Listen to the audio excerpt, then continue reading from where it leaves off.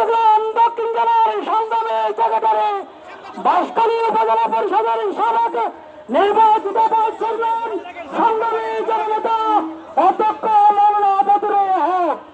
সম্মানিত উপস্থিতি, এ পর্যায়ে আমাদের উদ্দেশ্যে সংক্ষিপ্ত বক্তব্য রাখার জন্য অনুরোধ করছে এই পটিয়ার একটি সন্তান ইসলামী ছাত্র শিবির চট্টগ্রাম জেলা দক্ষিণের সামাজিক সেক্রেটারি জনাব আক্তার হাসান। জনাব আক্তার হাসান। আউযু বিল্লাহি মিনাশ শাইতানির রাজিম। বিসমিল্লাহির রহমানির রহিম। আলহামদুলিল্লাহি রাব্বিল আলামিন। আসসালাতু ওয়াসসালামু আলা রাসূলিল কারীম। বাংলাদেশ জামাত ইসলামী পটিয়া উপজেলা পৌরসভা কর্তৃক আয়োজিত বিজয় মিছিল উত্তর আজকের এই সমাবেশের সংগ্রামী সভাপতি উপজেলা জামাতের সংগ্রামী আমির জনাব জসিম উদ্দিন, আজকের এই সমাবেশের সম্মানিত প্রধান অতিথি বাংলাদেশ জামাত ইসলামী চট্টগ্রাম দক্ষিণ জেলা শাখার সংগ্রামী সেক্রেটারি অধ্যক্ষ মাওলানা বদরুল হক, সম্মানিত জামাতের নেতৃবৃন্দ, সংগ্রামী সমাবেশ, আসসালামু আলাইকুম ওয়া রাহমাতুল্লাহি ওয়া বারাকাতুহু। আল্লাহ তাআলার দরবারে লক্ষ ওজুদ শুকরিয়া আদায় করছি। আল্লাহ রাব্বুল আলামিন একটি জালিম জনপদ থেকে, জালিমের জুলুম থেকে আমাদেরকে মুক্তি দিয়েছেন। আজকে বিজয়ের শুভবার্তা রয়েছে।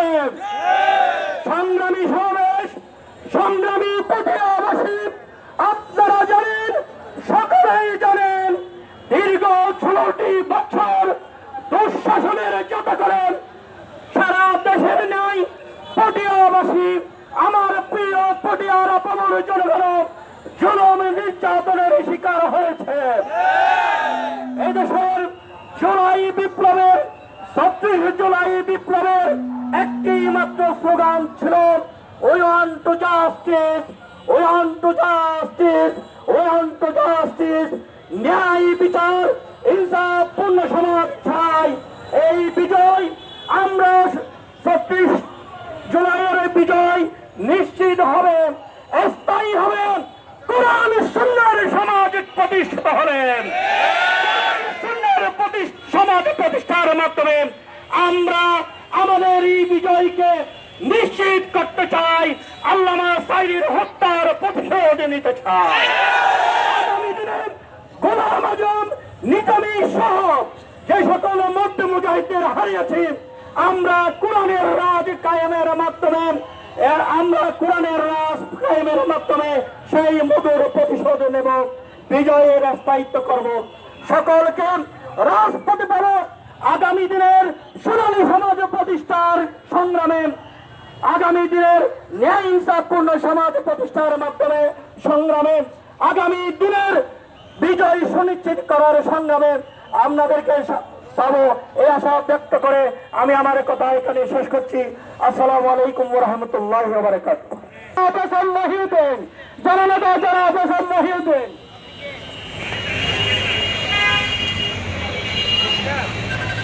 সংগ্রামী সাথী ও বন্ধুগণ, আসসালামু আলাইকুম ওয়া রাহমাতুল্লাহি ওয়া বারাকাতুহু। বাংলাদেশ জামাত ইসলামী পটিয়া উপজেলা পটিয়া পৌরসভার উদ্যোগে আয়োজিত আজকের বিজয় দিবসের র্যালি উত্তর এই সমাবেশের সম্মানিত সভাপতি, সম্মানিত প্রধান অতিথি, সম্মানিত উপস্থিতি, আমরা জানি 1971 সালের এই দিনে আমাদের এই দেশটি বিজয় অর্জন করেছিল, কিন্তু 1971 সালের পরে যারা ক্ষমতায় ছিল তারা এই বিজয়কে গলা টিপে হত্যা করেছিল। 1971 সালের পরে যারা ক্ষমতায় ছিল তারা গণতন্ত্র, মানুষের বাক স্বাধীনতাকে তারা নস্যাৎ করেছিল, তারা সেদিন মানুষের অধিকারকে ক্ষুণ্ণ করেছিল এবং সেই থেকে শুরু করে গত 5ই আগস্ট পর্যন্ত বিভিন্নভাবে এই ফ্যাসিবাদ, এই জালেম সরকারগুলো বাংলাদেশের মানুষের অধিকারকে তারা হরণ করেছিল। জুলাই অভ্যুত্থানের মাধ্যমে আবু সাইদ, মুগ্ধ এবং হাজার হাজার তরুণ যুবকের রক্তের মাধ্যমে এই দেশ আরেকবার স্বাধীন হয়েছে। তাদের রক্তের মাধ্যমে আবু সাইদ মুক্ত হতে শিখিয়ে গেছে, 1971 সালের বিজয় আসল বিজয় ছিল না, তারা ওদেরকে শিখে গেছে এই সত্যিকারের বিজয় সেদিন অর্জিত হবে যেদিন এই দেশের মানুষ সমস্ত জুলুম থেকে মুক্তি পাবে, গণতন্ত্র প্রতিষ্ঠা হবে, মানুষের মৌলিক অধিকার প্রতিষ্ঠা হবে। আবু সাইদ মুক্ত আমাদের সেটা শিখিয়ে গেছে। সেজন্য আমরা আরেকবার বলি, আবু সাইদ মুক্ত, আবু সাইদ মুক্ত। ধন্যবাদ সবাইকে। আজকে 16 ডিসেম্বর বিজয় দিবস। এই বিজয় দিবসে 1971 সালে যারা শাহাদাত বরণ করেছে এবং আবার নতুন করে বিজয় আনার জন্য 5ই আগস্ট যারা শাহাদাত বরণ করেছে সকলের আত্মার মাগফিরাত কামনা করছি। সম্মানিত ভাইরা আমার, আমরা দীর্ঘ 15 বছর পর রাজপথে কথা বলার সুযোগ পেয়েছি। আওয়ামী লীগ স্বাধীনতার নামে এই বাংলাদেশ থেকে গণতন্ত্রকে হত্যা করেছিল। এই আওয়ামী লীগ বাংলাদেশ থেকে জনগণের ভোটের অধিকার কেড়ে নিয়েছিল।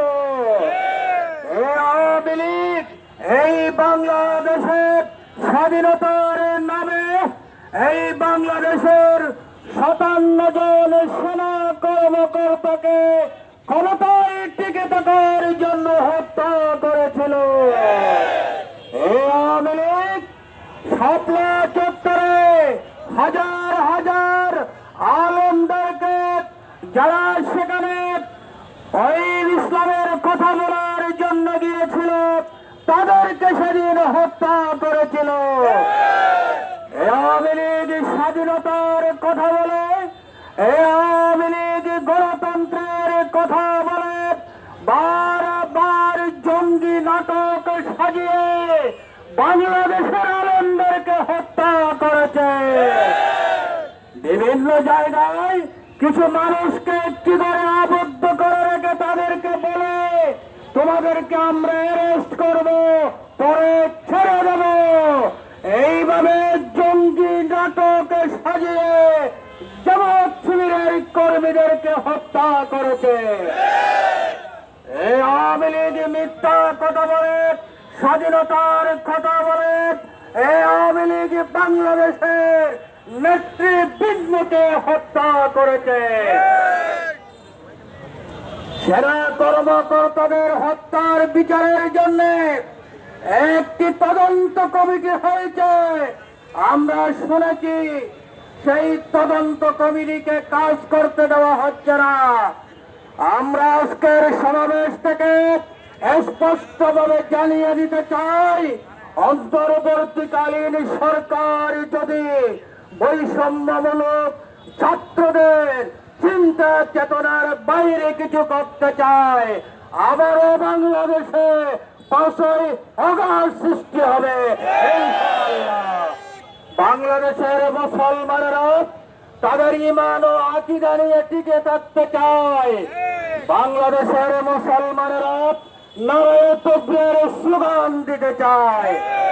যারা নারায়ে তাকবীরের স্লোগান মানে না, যারা ইব্রাহিম আলাইহিস সালামকে জাতির পিতা মানে না, যাদের কাছে বাংলাদেশ ভালো লাগে না, বাংলাদেশের চিকিৎসা ভালো লাগে না, বাংলাদেশ ভালো লাগে না দীর্ঘদিন বলে আছে, তারা আজকে কোথায়? ভারতের সবকিছু তাদের ভালো লাগে। তাই আল্লাহ রাব্বুল আলামিন বলেছেন, তোমরা যাদেরকে ভালোবাসো, তোমাদের প্রেম যাদের সাথে, তোমাদেরকে সেখানেই পাঠিয়ে দিলাম।